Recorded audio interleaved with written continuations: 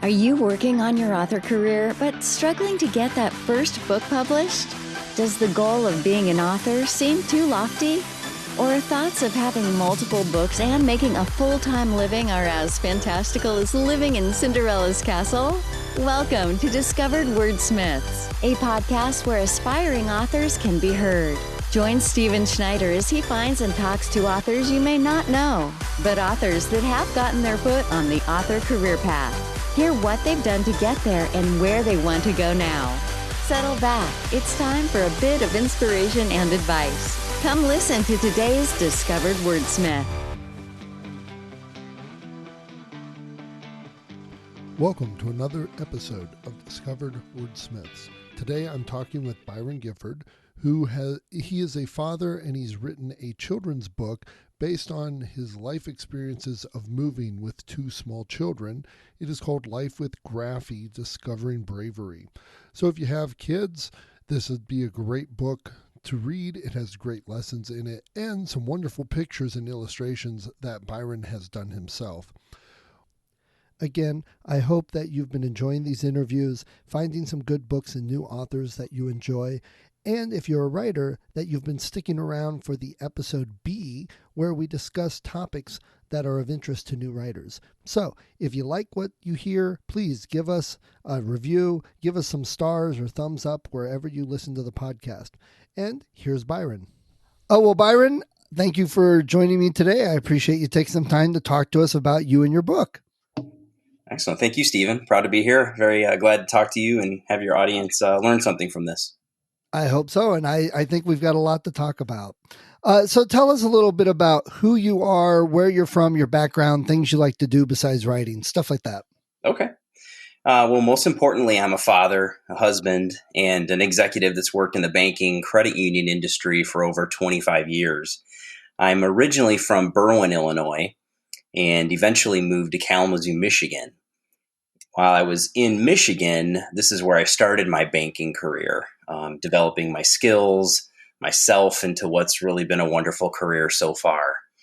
And I mention that because I've relocated for my career 6 times across the United States, and 3 of those with young children. And those household moves and the emotional impact on my young kids is really what fueled one of the story ideas for my new book. And I think that's great. I think some of the best stories have always come from personal experiences and getting out your feelings on things. Yeah, I would agree. Tell us a little bit more about that book. You said it got inspired, fueled by your kids. Tell us a little bit more about it. Sure. About the book. So Life with Graffy, Discovering Bravery was published this month officially. It's an early chapter book for children and in the school age range of kindergarten through 3rd grade, and really independent readers that are ages 5 to 9. I wrote and illustrated the book, and it's a personal story, and most of the story is very true. It tells the story of a young boy named Evan who struggles with the news of moving to a new city. And one of my sons is Evan. So when I write in the book about Evan, that is about my son. Well, just as long as he doesn't grow up not liking his parents and sue you for emotional stress. Right. Yep. So I'm going to assume that won't happen. Sorry, go ahead. He was very proud to be about the story, and he had some really nice input into it. So it was really a good project to work on with your son. So really the dream coming true and having involved my son with it was magical. So, and one of those moves, Stephen, he lost the community that he loved, all of his friends, and the stable where he loved to ride horses. And, in the story, this Evan, just when he was feeling his worst, he meets Graffy, who's a special stuffed animal who helps him meet new friends during such a challenging time. And, a few adventures occur just in this first book. And, we went through these moves, as I mentioned, 3 times with young children, and a lot of people go through the same thing. And so I thought this would connect with people, because as I was kind of just reading into some of the experiences we had, the U.S. Census Bureau states that about 40 million American families alone move into a new home every year. And so the challenges that we faced and evident in the story faces really are real. And, the children of your listeners may have experienced this. And I'm hoping that this will help kids learn that, being brave, that will help combat some of the loneliness, especially now with everything that's kind of going on in the world, that they're unable to perhaps attend school and openly interact with other children. Yeah, I'm sure that's been hard, especially for the younger ones. And what have your kids said about the book, and what have other people said about the book? What feedback have you gotten? My kids, they've been extremely supportive, and I'll say my wife as well. And so this was just a really great first project to work on and to share it with them throughout. Again, for their input on the experiences as well. And then, to see it come to life was a very proud day when it was first received in the mail, and we were able to kind of go through it and read the book together another time, having kind of the images and the illustrations match up. So it was a really good experience. And the feedback from the readers has been amazing because, I did this for children. And, I'm just so grateful for what I'm hearing. The feedback is strong. Kids that are having a hard time focusing on finishing a book are not able to put it down, is what one parent said. Another said that their child is rereading the book the next day. And then one of the most touching stories I heard was a parent told me that their son put the Graffy 2 book on his Christmas list, which Oh, wow. doesn't even exist. So it really touched my heart. And that's why I did it. So, I write to bring joy to the kids and to ignite their imagination. That's pretty great. I mean, you don't get good feedback back like that all the time. And especially kids, they'll tell you if they don't like something. So I think that's pretty great. You're getting such good feedback that people are liking it. Yeah, yeah. Very happy. And you have this traditionally published, correct? Actually, no, this is self-published. Okay. I worked with a very great an editor who is also a book coach. So she really walked me through the process, but it is self-published at this time. And doing all the illustrations and putting all this art in the book, did you have any trouble getting it published by going through the self-publishing avenues? No, and I think, again, tremendous credit to my editor because she had worked on some children's books projects in the past. And so she was able to set me up with the parameters in the software that I use to illustrate. Um, she gave me some early feedback on the illustrations to make sure that I understood some of the parameters and so forth. So without her, it probably would have been a lot more challenging. So I owe her a lot of gratitude. And so no struggles at all. As the images were completed, I passed them over to her, and then she would kind of piece it along in the book and keep the draft moving along. So it was real smooth. Nice. You sound like the editor went great, and the writing, the drawing, and everyone's loving it. What were some things that you learned from doing the book that maybe you would have done different, or you are going to do different for book 2? Okay. Yeah, there's definitely one, and kind of listening to your podcast, which I find very impressive. I've learned quite a bit just listening to the episodes that you've got on there, and so I heard a few of your guests mention, they would have possibly looked to market it earlier in the process, and Yes. looking at kind of the excitement that I'm feeling and hearing now, and the feedback. If I could go back in time, I probably would have marketed it by trying to build a larger following around the images, talking about the story that's developing to get people, again, amped up, ready for launch. So instead, I chose to do more of the marketing as I was launching. And that's, first of all, thank you for saying that. And I'm glad so many different people have been running into the same issue and helping each other to overcome that issue. And marketing seems to be one of the bigger things. Everybody wants to write the book. I think in the back of our heads, we all get that feeling of, oh, I'm going to write a book, put it out there, and everyone's just going to flock to it and love it. And it doesn't usually always work that way. Mm-hmm. I would agree. So what type of marketing are you doing for the book now? Marketing right now is through my website, byrongifford.com. I'm really trying to focus on, increasing my knowledge and skills around social media, what can be shared, how you should share it. So I've been trying to post quite a bit of stuff around in the social media space, primarily Instagram and Facebook. I've also been contacting schools and speaking with teachers, which is starting to get a lot of really good reception. And through that marketing channel, I'm scheduling right now Zoom and Skype school visits with classes. So I'm real excited to speak with those children and interact with them virtually for now, at least while we're kind of in this mode of being remote. Right. I also have some plans to contact. I've kind of created a list of some smaller, very popular bookstores across the United States to generate some kind of more local excitement for Graffy and my name and get them a little bit more broadly known versus just, one day being in just we'll say the big stores.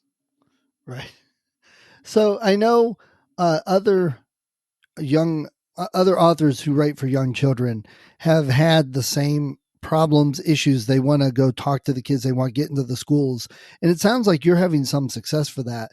Could you give us a little more details? What are you doing for that? Are you just basically cold calling them and saying, hey, or is there something more that you're doing to get the attention of that?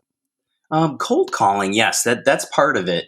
The other is because I have younger children and we've moved a few times, I've got a few, we'll say, schools in the back pocket that we've kind of progressed through in the various states. So I'm just reaching out to those teachers that we built kind of that community with over time through our children and talking to them and sharing the book with them. So they've just been very excited to bring this to their classes. So that's really how I'm getting started with this. I'm finding that because of the year that we've had, it sounds to me like there hasn't been as much of that going on because of really how will we have this author visit? And so I think that now everyone's gotten to maybe a more comfortable level around this Zoom school uh, we'll say Right. paradigm that we're in. And so kind of talking to how this is going to pan out and play out, I think I'm really excited to see that moving forward. So I'd say cold calling.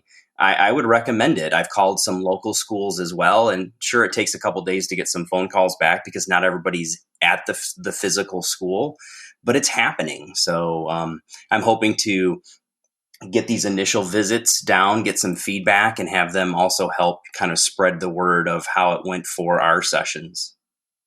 Yeah, nice. And I think we were talking about marketing, how more people should do marketing early. I think the point there also is your networking, that getting to know people. It's not just you're sending out 3,000 emails and seeing how many you get. It's people you've already been in contact with. They already know you. So that plays a big part in being able to get into the schools and things like that. And I think in general, networking is something a lot of authors need to work on. Absolutely. And I think that's how you reached me or located me through trying to network through some of the self-publishing support resources that Yeah. are out there. Yeah. I think, was it 20 books to 50K on Facebook? You post and that was actually from you reaching out the network because you said, hey, are there any other middle grade authors out there? I want to talk to you. Let's chat. Yeah, And it worked. absolutely. What type of software and services do you use for your writing, your marketing, or anything like that? Okay. Yeah, believe it or not, Microsoft Word. Um, I know there's probably more efficient tools for writing, and I think I might look into those for my next story. But and that's really how I wrote the story, was in Microsoft Word. For the illustrations, my process was once I had a final draft, I created a storyboard of the images that I wanted throughout the book, and I sketched them first on paper and scanned them into Procreate. And then I digitally from the iPad inked and colored each one. And then, like I said earlier, I would pass those images over to my editor, who would use InDesign and Canva to put the final product together. The pictures in the book, your editor put that all together and got it to be one unit, I guess. Yeah, absolutely, absolutely. Okay. That because that to me doesn't sound typical. That sounds like it would be somebody different, or you would have done it yourself. So How did that actually come about? Is it another skill the editor has? It is. She's I can't even describe her background and her knowledge, but she's been in the business for over 10 years, and because of kind of the companies that she's worked for, she's running her own company right now. She's got a team of people that help new authors from a marketing perspective and so forth. So I worked with her exclusively, and so her services were to actually piece and put the book together. So she really helped, because there were some changes that need to be made. Because as you know, if you've got too many illustrations, then you don't have enough text to support those illustrations. So it was very key, and she was helping me understand how to kind of map out what the right illustrations would look like. I went to her with ideas, and then we kind of had different idea brainstorming sessions as well. And I like that. That's different. And that's one of the great things I've been realizing even more about independent publishing is you don't always have to follow the same path everybody else has. There are different people that can offer their skills in different ways. And traditionally published, you probably wouldn't have ever heard of somebody doing that. They would have had completely different people. So I just love hearing those types of things. It makes people realize, hey, there's no right or wrong way of doing any of this. Mm-hmm. Yeah, absolutely. Great experience. Well, good. Okay, so let me get off. Do you have before I do? Do you have anything else about the book or the writing that you've done you'd like to say?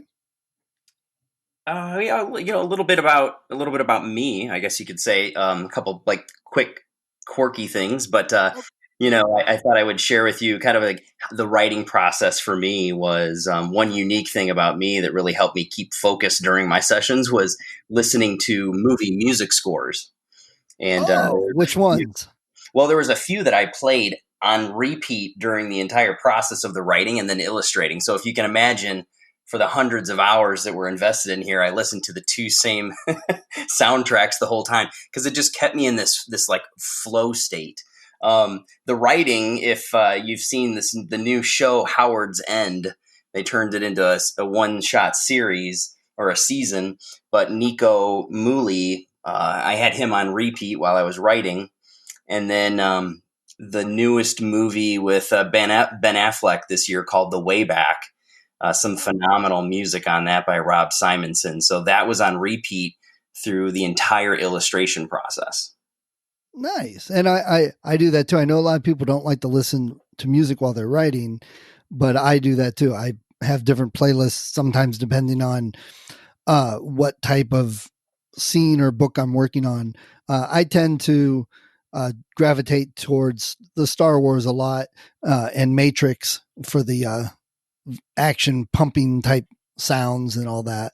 But I do have several others that I've accumulated through the years. Soundtracks are big for me also. That's great. What else? Did you have something else?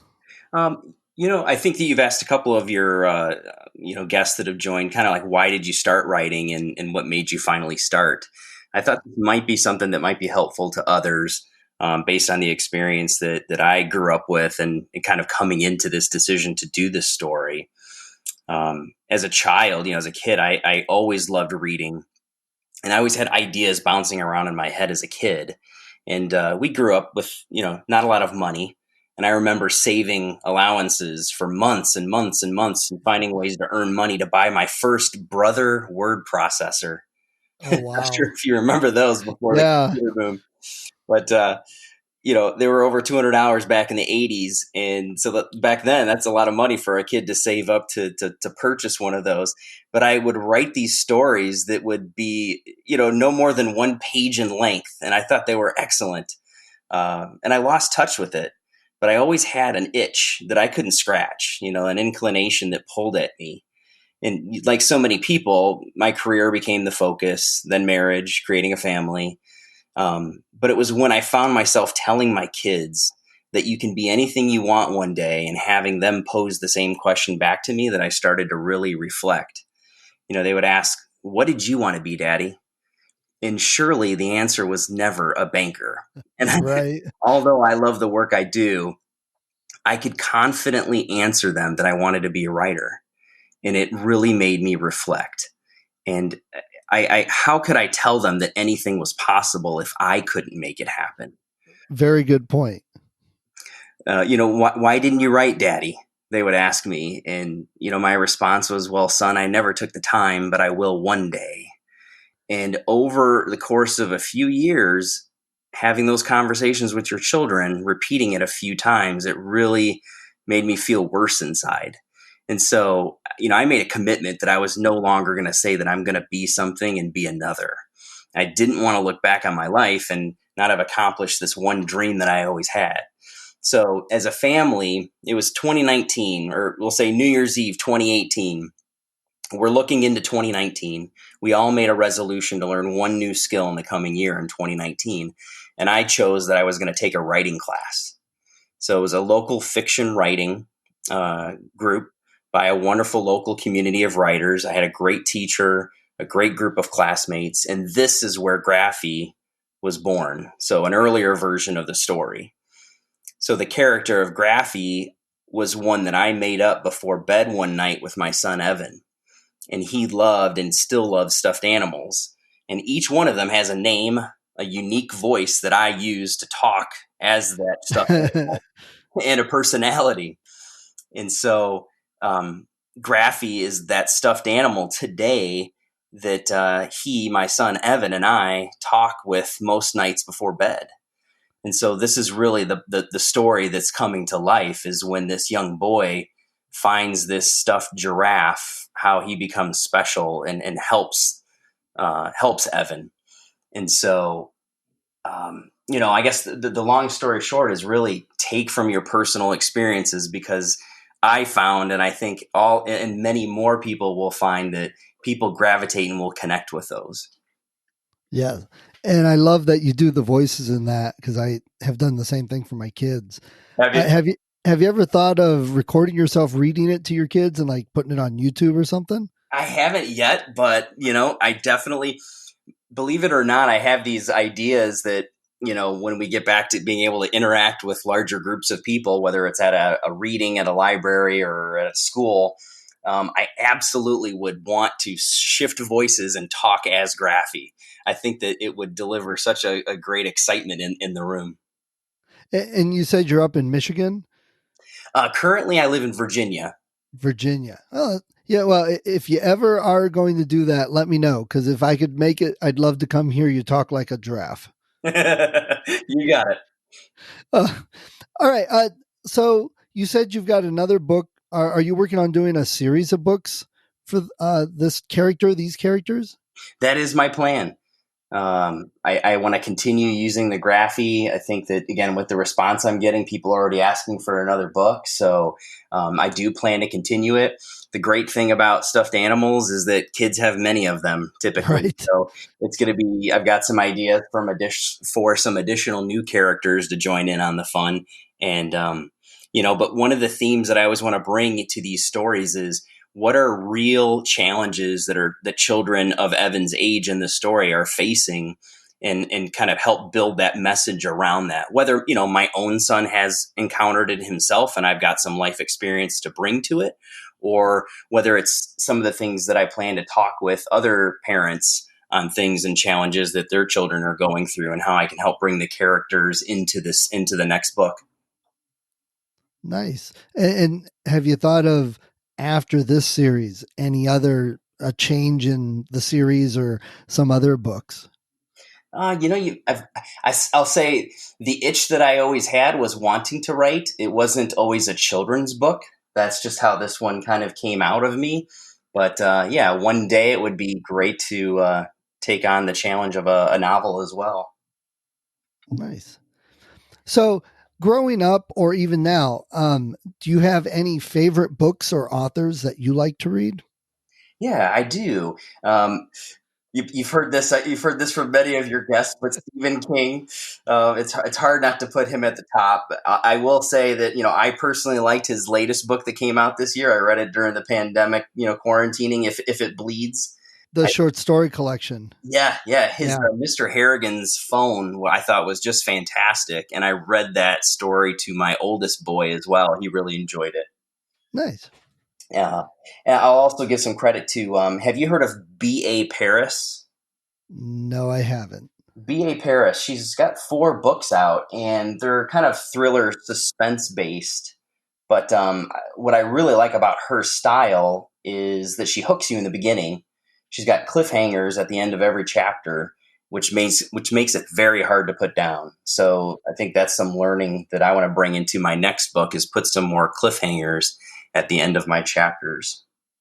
Well, you don't want to get the kids too hooked on it, and then the parents are like, okay, we'll read more tomorrow. They're like, no, I got to know what happens. And then they're up all night. You'll have parents calling you with nasty messages now. Exactly. So you've also moved around the country a lot. Where you live now, or somewhere else you have lived, are there any favorite local bookstores you've got? None that come to mind in the states that I've lived in. I know that we've got a very popular local bookstore called Prince Books and Coffee House in Norfolk, Virginia. Apparently, it's the bookstore to visit. With just the quarantine and the pandemic, we've been primarily shopping online, but that's definitely a goal, to pop over there and kind of get the experiences that I'm reading about the reviews online. Nice. I like finding out where bookstores are, because if I or other authors are traveling, it's always great to know some great bookstores. Yeah, absolutely. I agree. All right. Well, before we close this half of the podcast, do you have any last minute advice you would give new authors? Yeah, I'll kind of, in closing, I'll give you one piece of advice, and then kind of in the second part, I'll share a little bit more from advice perspective. But one of the things that really helped me stay focused once I got in the groove was setting goals. And that made me do one more thing that I would have done differently, was probably be a little bit more strict with myself at the beginning. So powerful. And I personally get motivated by goals, and taking on the illustrating was a lot of work. So the only way I got through it so rapidly was because of those daily and weekly goals to stay in place. And I compete with myself. So it kept me motivated. And in most cases, I hit my goal early. So I think whether you're drafting or illustrating or both, set the goals, and you'll see yourself stay on pace better.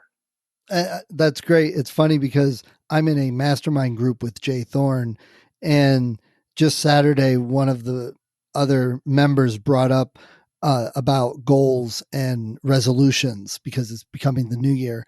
And we had a big discussion about that. So it's interesting that you brought that up also. Great. That sounds like a mastermind class. That's great. Yeah, it's are really you good. One of the instructors for the mastermind, or you're one of the participants? No, I'm one of the participants. It's run by Jay Thorne and Chris Kane. It's from the author, or the career author podcast that Jay used to do. It grew from that. Oh, great.